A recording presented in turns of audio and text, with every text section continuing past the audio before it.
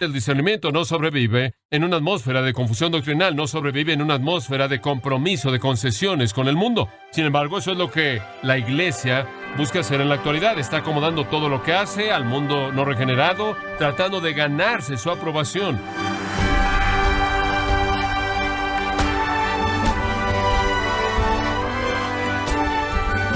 Le saluda su anfitrión Miguel Contreras, dándole la bienvenida a esta edición de Gracia a Vosotros con el pastor John MacArthur. Los padres cuidan a sus hijos de que no se metan cosas nocivas en la boca. De la misma manera, los cristianos maduros cuidan a la iglesia de no comer doctrina mortal. ¿Cómo pueden los líderes cristianos proteger a otros si ellos carecen de discernimiento espiritual? En el programa de hoy, John MacArthur nos ayuda a aplicar sabiduría al ayudar a aquellos que son inmaduros espiritualmente y no saben distinguir entre lo bueno y lo malo. Estamos en la serie Discernimiento, Supervivencia Espiritual para una Iglesia en Crisis, aquí en Gracia a Vosotros. La iglesia ha adoptado la idea, la mentira, de que para alcanzar al mundo debemos ser populares con el mundo. Debemos ser amables e inofensivos y aceptar a la gente y acomodarnos. Necesitamos hacer que la gente pecaminosa se sienta cómoda. Necesitamos hacer que la iglesia sea cálida y abrace a todos. Necesitamos hacer que los pecadores se sientan cómodos y estén felices y sean entretenidos. Y si les caemos bien, les va a caer bien Jesús. La imagen y la influencia se cree que son herramientas más poderosas del evangelismo que la predicación de la palabra inspirada y poderosa de Dios. Y obviamente el discernimiento no sobrevive en una atmósfera de confusión doctrinal, no sobrevive en una atmósfera de relativismo moral y no sobrevive en una atmósfera de compromiso, de concesiones con el mundo. Sin embargo, eso es lo que la iglesia busca hacer en la actualidad. Está acomodando todo lo que hace al mundo no regenerado, tratando de ganarse su aprobación. En lugar de ser la luz que se enciende y revela su pecado, quiere estar tan oscuro que pueden estar con nosotros por mucho tiempo y realmente nunca tengan que confrontar eso. Simplemente pueden disfrutar lo amables que somos. Ahora, quiero ser amoroso y quiero mostrar gracia y quiero ver que los pecadores se arrepienten, pero sé que la única manera en la que eso va a llegar a suceder es cuando su pecado es confrontado y enfrenten la realidad de su condenación eterna. En 1 Corintios le señalé esto y simplemente se lo recuerdo. En el capítulo 4, el apóstol Pablo tenía una filosofía de ministerio bastante diferente. Él dijo acerca de su propio ministerio: tenemos hambre y sed, versículo 11, somos tratados mal, no tenemos hogar, estamos vestidos de manera pobre, somos menospreciados, somos calumniados, nos hemos vuelto, versículo 13, somos la escoria del mundo hasta ahora. No es popular con el mundo. La iglesia nunca ha buscado ser popular, nunca ha buscado tener influencia en el sentido de que nos aceptan como somos. Nunca ha pensado que la imagen era el asunto vital, que nuestra erudición académica era lo que los iba a ganar, o la cualidad de entretenimiento de nuestros servicios, o nuestro tipo de tolerancia que no amenaza a nadie y abraza a todos. Pero ese es el espíritu en la actualidad, la teología débil y una falta de disposición de ser absoluto en términos de doctrina y una preocupación con nuestra estrategia para hacer una mercadotecnia del evangelio para que el mundo lo adopte a través de la imagen, la influencia y el prestigio ha matado al discernimiento. Ahora permítame llevarlo a un cuarto. No interpretar apropiadamente las Escrituras. Usted me conoce lo suficientemente bien como para saber que esto está cerca de mi corazón. Y de hecho lo está. Cuando estuve en la universidad tuve un gran deseo de querer aprender cómo interpretar las Escrituras. Y sabía que había un camino para llegar ahí. Entonces, mi primer año en la universidad, me inscribí para tomar 5 créditos de griego en el primer semestre y 5 créditos de griego el segundo semestre. Y tomé 10 créditos. Mi segundo año tomé 3 cada semestre. Mi tercer año tomé 3 cada semestre. Mi cuarto año tomé 2 cada semestre. Me gradué con todo ese trasfondo de griego porque yo creía que si iba a interpretar primordialmente mi trabajo iba a ser en el Nuevo Testamento e iba a interpretar el Nuevo Testamento y necesitaba saber cómo interpretarlo a partir de su lenguaje original. Me fui al seminario y tomé 3 años más de griego y tomé algunos años de hebreo y estudié teología y me esforcé por disciplinarme a mí mismo para entender la doctrina y la historia de la iglesia y la historia de trasfondo y la cultura y la filosofía y todas las cosas que pude aprender para poder enriquecer mi comprensión del contexto y entendimiento de las Escrituras. Y me he esforzado a lo largo de los años para tratar de aplicar las cosas que aprendí para usar bien la palabra de verdad. El poder interpretar las Escrituras es crucial, especialmente para alguien en mi posición, porque Santiago 3:1 dice: No os hagáis maestros muchos de vosotros, porque recibiréis mayor condenación. El que se apura por enseñar, más vale que se dé cuenta de que cuando usted adopta el perfil de maestro, usted enfrenta potencialmente una mayor condenación, porque ahora es responsable no solo por lo que usted cree y afirma, sino por lo que usted ha hecho que todo mundo crea y afirme que lo ha escuchado y ha creído en lo que usted ha dicho. Hay una ciencia muy exacta en la interpretación bíblica, una ciencia muy exacta. Algunos de nuestros hombres me estaban contando recientemente que estaban hablando con un predicador famoso en Estados Unidos y uno de ellos le preguntó, ¿de qué vas a predicar este domingo? Probablemente fue a la mitad de la semana y él dijo, no sé todavía, soy un hombre de especial de sábado por la noche. Usted no puede interpretar la palabra de Dios así, no es algo místico, pero lo que usted tiene en la actualidad en las iglesias es que hay muchos predicadores que no buscan la disciplina en la ciencia de la interpretación de las Escrituras y como resultado de eso, lo que hacen es que de manera ligera y superficial predican de manera relativa, buscando las relaciones en una especie de psicología cristiana, cuentan muchas historias o anécdotas o lo que sea, y como resultado nunca realmente están interpretando la palabra de Dios, y después puede añadir a eso la realidad de que hay una especie de nueva elevación de toda persona al nivel de un experto en las Escrituras. De alguna manera, entonces, hemos llevado a toda persona al mismo nivel y toda persona tiene un derecho igual de escribir libros acerca de la Biblia, interpretar las Escrituras sin importar quiénes son o lo mal preparados que estén para hacerlo.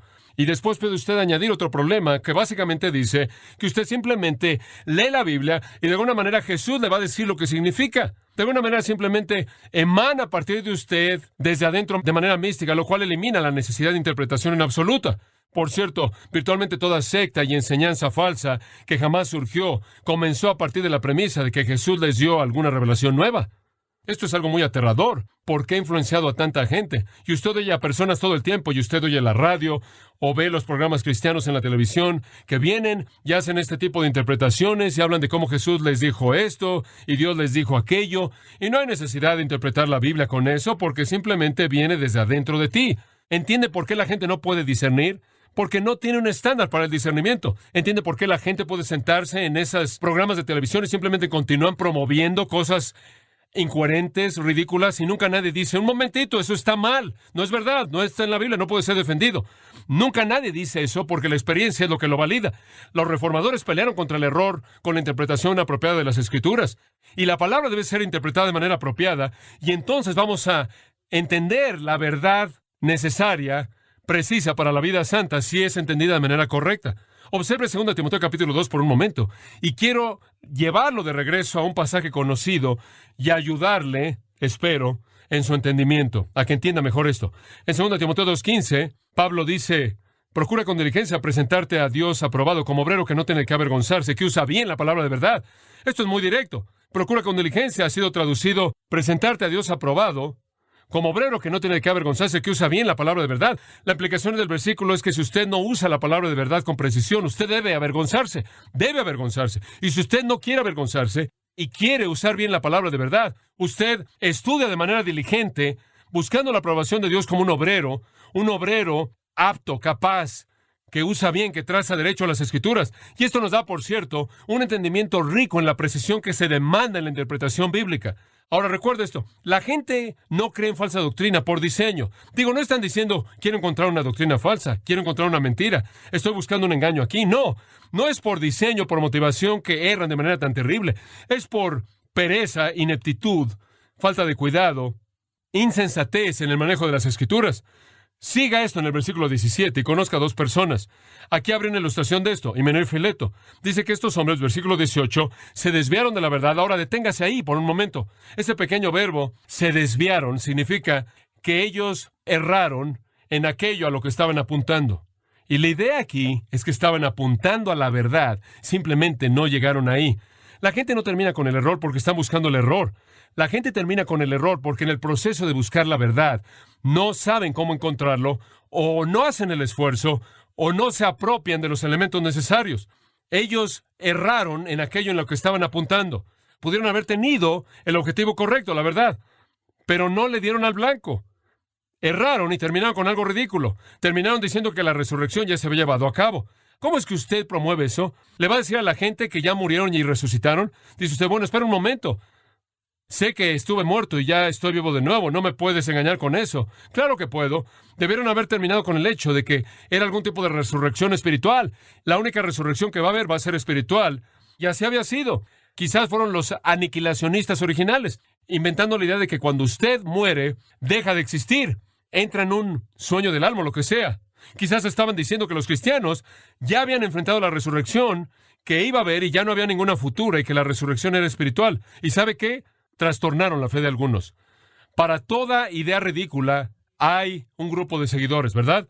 Especialmente aquí en California. Simplemente déjese la barba, póngase una túnica, vaya a la playa y diga que es Moisés y va a tener a 50 seguidores en media hora. Siempre va a haber un grupo que lo va a seguir.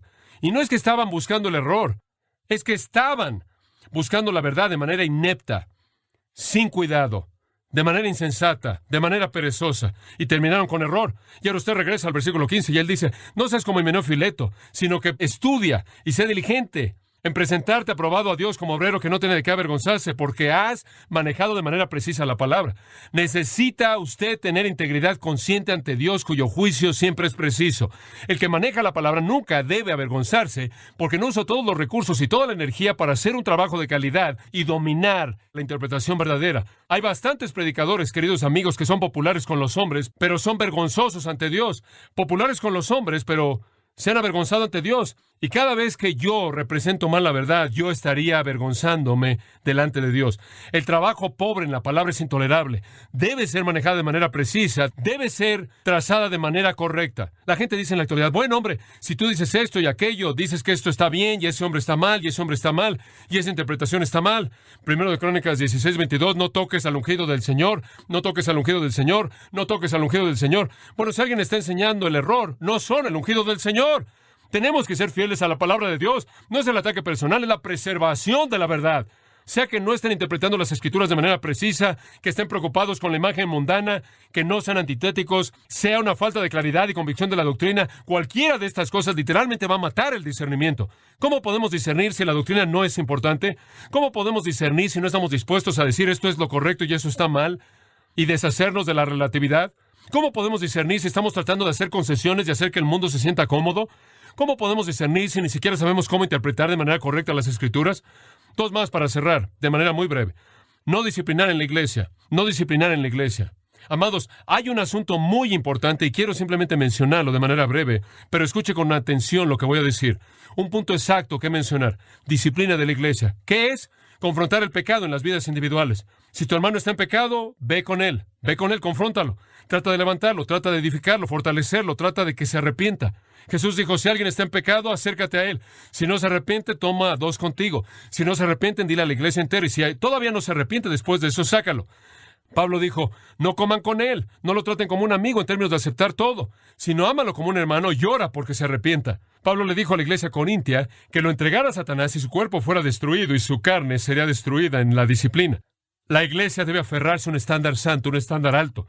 Hay ocasiones cuando tenemos que confrontar el pecado. Hace 2 semanas atrás, un miembro de nuestra iglesia me llevó con él para confrontar a un hombre que estaba en pecado, quien había dejado a su esposa, estaba viviendo con una mujer, no su esposa, y estuvimos ahí esperando cuando él se apareció en cierto lugar y le dijimos, estamos aquí para llamarte a la santidad y queremos orar por ti y contigo. Ahora escuche con mucha atención. Cuando usted disciplina en la iglesia, esto significa que usted confronta el pecado, levanta un muro entre el mundo y la iglesia. No hay duda al respecto. Usted eleva un muro entre el mundo y la iglesia, porque si usted confronta a alguien con su pecado y no dejan de pecar, usted lo saca. Quizás ni siquiera son cristianos, pero mantiene el muro muy, muy claro. Aquí hay personas que están caminando en obediencia al Señor y aquí están los que no están. Y ese muro de separación entre la iglesia y el mundo es crucial. Pero tan pronto como usted deja de disciplinar el pecado, el muro cae, el mundo se mezcla con la iglesia y usted no puede distinguirlos. No puede distinguirlos. El mundo se siente cómodo.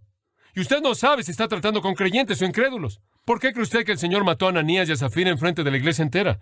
Ahora, en la actualidad, cualquier estratega de mercadotecnia de la iglesia, del crecimiento, diría que ese fue un acto necio por parte de Dios, porque le dio a la iglesia una mala reputación. ¿Sabe cuál fue la reputación de la iglesia?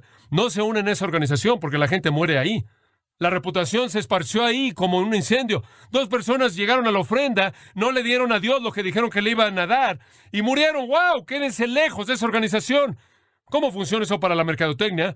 Es como estar a cargo de un restaurante en donde las últimas 2 personas que comieron ahí murieron. ¿Le va a ayudar eso a la publicidad? No se unen a esa organización. La gente se muere ahí. Toman muy en serio el pecado ahí. Y sabe una cosa, si lo encuentran usted pecando, se acercan a usted y lo confrontan. Y si usted no lo enfrenta, hablan de manera pública de usted. Oí acerca de una iglesia esta semana. Tenía una regla de 2 años y una de sus personas dijeron que venía la gente a su iglesia que estaba viviendo una situación pecaminosa, estaban hablando de un homosexual, no querían decir nada acerca de esto por lo menos en 2 años, hasta que la persona se sintiera muy cómoda y aceptada, y después entonces iban a enfrentar el pecado. ¿Sabe lo que eso me dice? Si un homosexual puede sentarse en una iglesia de manera cómoda y aceptada por 2 años, esa iglesia no ha dicho lo que debe estar diciendo. Usted tolera el pecado en la iglesia, y usted tiene que tolerar el pecado en general, y ahora usted ha destruido la santidad de la iglesia, y ahora la iglesia no puede discernir. ¿En dónde es que usted va a trazar la línea? Usted ya ha dicho que no va a trazar líneas. Quiere que todo el mundo se sienta cómodo. Usted quiere tolerar las concesiones hasta el punto en donde el discernimiento y la discriminación no son toleradas. Observe 1 Pedro 4. 1 Pedro 4:17. Esto es tan simple como puede ser en términos de un entendimiento.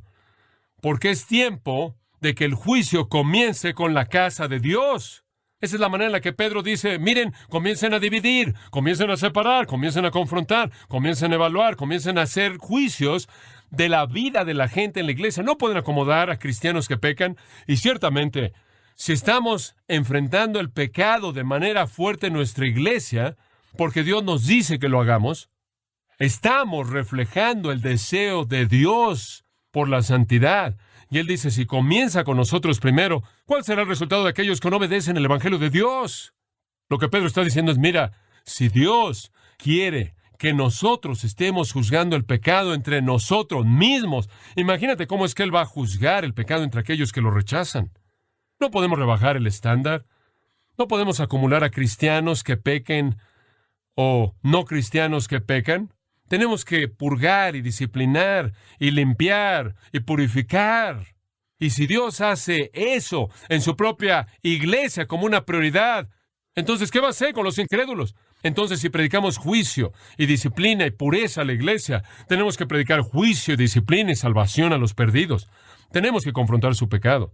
Comienza ese juicio en la iglesia, Él dice. Y recuerde, si Dios quiere que su iglesia sea pura, y si Él va a juzgar a la iglesia si no lo es, ¿qué cree usted que va a hacer con los incrédulos? Y después, versículo 18, afirmación sorprendente tomada de Proverbios. Y si con dificultad el justo se salva, ¿qué será del impío y del pecador? ¿Qué quiere decir con eso?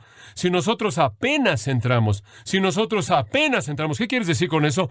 Bueno, nosotros pecamos y el Señor nos disciplina, y es bastante difícil ser un cristiano sintiendo la disciplina, la mano de disciplina del Señor. Si es difícil para nosotros entrar porque continuamos tropezando en el pecado y Dios nos tiene que juzgar, ¿qué va a hacer con los impíos? Debemos estar enviando un mensaje al mundo. ¿Y sabe usted cuál debe ser el mensaje? El mensaje no debe ser, somos un lugar agradable, les vamos a caer bien. El mensaje debe ser, este es un lugar santo en donde enfrentamos el pecado. Este es el mensaje. No, este es un lugar feliz, este es un lugar santo, este es un lugar santo. No, este es un lugar que le va a gustar a usted. Este es un lugar que a usted no le va a gustar si usted no enfrenta el pecado, si usted no viene al Salvador, si usted no está dispuesto a vivir una vida santa. No, la ausencia de disciplina en la iglesia y la ausencia de un grado elevado de santidad va a matar el discernimiento. Último punto. Un último contribuyente a la ausencia abismal de discernimiento en la iglesia de la actualidad es la inmadurez espiritual. Inmadurez espiritual. Estoy convencido de que muchos en la iglesia tienen un conocimiento superficial de la verdad de Dios, muy superficial, y siguen perspectivas populares y sentimientos y experiencias, y buscan milagros y sanidades y una solución para las pruebas rutinarias de la vida, y buscan la comodidad personal, y quieren éxito personal, y es un tipo de cristianismo muy superficial. Y básicamente lo podríamos llamar cristianismo para bebés. Y creo que esa característica es la que mejor describe a un infante, y será la característica de lo que yo llamo egoísmo. ¿No estará usted de acuerdo? Nunca dicen gracias por nada y gritan si usted no les da lo que quieren cuando lo quieren. Son egoístas. Si algo caracteriza a los inmaduros es vivir centrados en sí mismos. Egoísmo. Simplemente ve a la iglesia en la actualidad. Está totalmente preocupada consigo mismo. Quiere que se resuelvan sus propios problemas y quiere que se eleve su propia comodidad. Y no está perdida, como dice el escritor del himno, en el asombro, el amor y la alabanza y el enfoque en el Señor. La iglesia es egoísta y el egoísmo es una evidencia de inmadurez. La iglesia es como un bebé centrado en sí mismo, viendo al mundo entero con la necesidad de detenerse, mientras que sus necesidades son satisfechas y sus deseos son cumplidos. No hay discernimiento en la inmadurez. Regresa a Efesios 4. Y le voy a mostrar aquí un versículo familiar que usted ya conoce, pero presenta el punto. Efesios 4:14 dice, ya no debemos ser niños, y aquí está la razón. Los niños son arrojados de aquí para allá por todo viento de doctrina, por la estratagema de hombres que buscan engañar. Y ahí está. La inmadurez espiritual hace que la gente sea víctimas. Hace que la gente sea víctimas. No saben lo que está bien, no saben lo que está mal. Son llevados por todos lados. Son engañados fácilmente. ¿Cómo cambia usted eso? Versículo 15. Hablando la verdad en amor, versículo 15, hablando la verdad en amor debemos crecer. ¿Cómo es que la iglesia crece? Crece bajo la verdad clara, hablada en amor. Así es como crece y es edificada. Habla de eso al final del versículo 16, del crecimiento del cuerpo para la edificación de sí mismo en amor. La inmadurez simplemente no discierne. Es como un pequeño bebé que anda gateando ahí en el piso y se mete todo lo que encuentra en la boca sin discernimiento. No sabe lo que está bien, no sabe lo que está mal. Tenemos una inmadurez así. De la mano con esto es una falta de discernimiento. Y eso es un resultado directo de enseñanza superficial, predicación, del tipo de cosas extraños, místicos, ridículos, el tipo de cosas que salen de gente que quizás no están preparados de manera apropiada. Y a partir de las anécdotas, el tipo de predicación que se enfoca en las relaciones, que carece de una sustancia realmente profunda y doctrina de cimiento, lo cual es esencial para que nosotros crezcamos. Un último texto, Hebreos 5. Y cimenta este punto final de la inmadurez, Hebreos 5. En otro contexto, este principio aquí ciertamente es ilustrado. El escritor de Hebreos le dice a sus lectores en Hebreos 5:12, es tiempo de que ustedes sean maestros. En otras palabras, ya han estado aquí por bastante tiempo, ya han oído lo suficiente como para que puedan enseñar. Pero el problema es que en lugar de que puedan enseñar, tienen necesidad de que alguien les enseñe a ustedes los principios elementales de los oráculos de Dios, y han llegado a tener necesidad de leche y no de alimento sólido, porque todo el que participa de la leche no está acostumbrado a la palabra de justicia. Él es un bebé. Ustedes son bebés. Han estado aquí mucho tiempo como para que sean maestros, pero en lugar de que sean maestros tengo que darles leche. Y tengo que continuar darles cosas elementales. No pueden recibir comida sólida. No están acostumbrados a la palabra de justicia. La palabra. Tienen todas estas cosas experimentales y acumulan muchas historias. Ya han tenido muchos sentimientos emocionales, pero no conocen la verdad. Y después en el versículo 14, pero el alimento sólido es para los maduros, quienes debido a la práctica tienen sus sentidos acostumbrados para discernir el bien y el mal. El discernimiento y la madurez van de la mano. El discernimiento y la madurez van de la mano.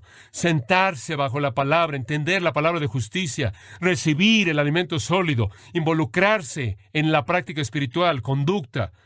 Esto acostumbra, entrena sus sentidos para discernir el bien y el mal.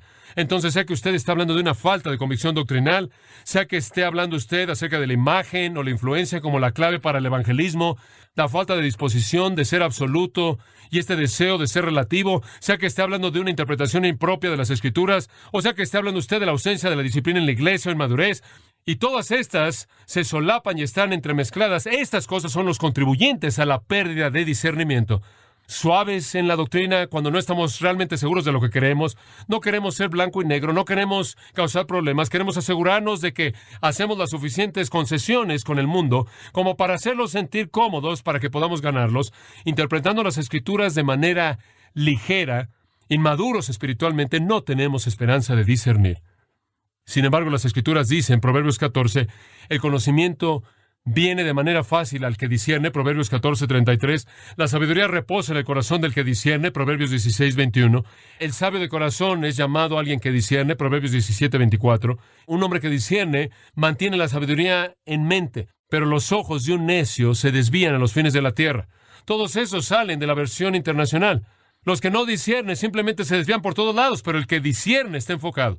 Ahora, algunos de ustedes disciernen muy bien, realmente, acerca de la comida que comen, sacan la caja y la ven y leen todas esas cosas acerca de cuántos gramos de grasa y qué cantidad de la nutrición requerida diaria de lo que tiene. Y es muy cuidadoso usted en evitar cualquier tipo de pesticida y quiere comer de manera saludable y discierne mucho acerca de eso. Algunos de ustedes son muy cuidadosos en discernir en dónde van a invertir el dinero y leen todas las cosas ahí en el periódico, lo que está pasando en la bolsa de valores y en las inversiones y todo eso. Son muy buenos en discernir eso. Algunos de ustedes son muy cuidadosos cuando van a que les hagan una cirugía y quieren encontrar un doctor que sepa qué hacer, y son muy cuidadosos. Escogen a alguien que ha sido analizado con mucho cuidado y tiene recomendaciones y quizás buscan otra opinión. Y algunos de ustedes son muy analíticos en términos políticos y pueden evaluar los asuntos del día y pueden citar editoriales de todo tipo de revistas nacionales y lo han entendido todo en términos de política exterior y política interior. Algunos de ustedes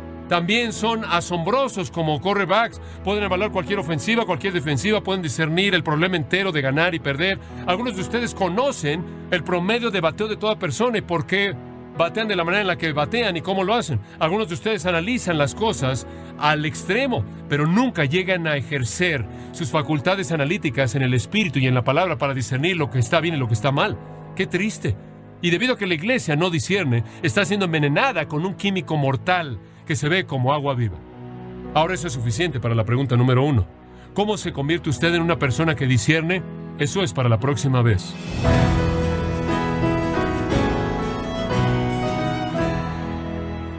Ha sido John MacArthur alentándonos a usar nuestra capacidad analítica conforme el Espíritu Santo informa nuestras mentes con la palabra de Dios, ayudándonos a distinguir entre el error y la verdad.